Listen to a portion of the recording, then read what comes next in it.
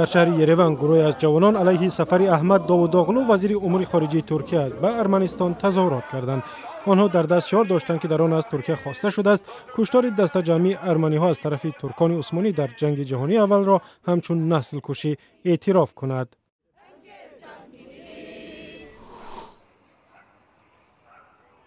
در افغانستان در نزد قرارگاه‌های ناتو در شهر کابل ترکش عظیم به وقوع پیوست. ریاست امنیت ملی افغانستان گفت سبب ترکش رسیدن ناقل‌های برقی به هم در یک انبار مواد منفجره و مهمات جنگی بوده است. کسی در این حادثه آسیب ندید.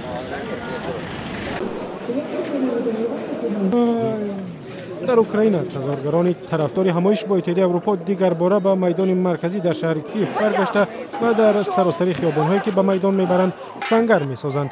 بعدی تلاش‌های بی‌نتیجه ماموران پلیس برای خالی کردن خیابان‌ها و شهرداری کیف، تظاهرات در این محل‌ها همچنان ادامه دارد.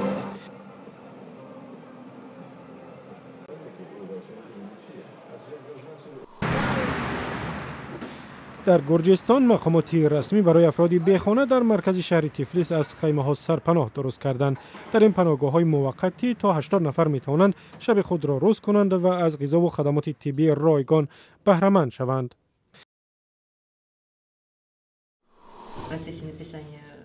در شهر سنت پتربورگ روسیه در آثارخانه داستایفسکی 95مین سالگرد تولد الکساندر سالژنیتسین ادیب معروف دیگراندیش روس را با قرائت 24 ساعته رمان آرخیپلاگ گلاگ او گرامی داشتند. الکساندر سالژنیتسین را سال 1974 برای تنقیدهای پیوستش از نظام کمونیستی از اتحاد شوروی راندند، ولی او بعد از سقوط این اتحاد به مسکو برگشت. سالژنیتسین سال 2008 در سن 89 سالگی درگذشت.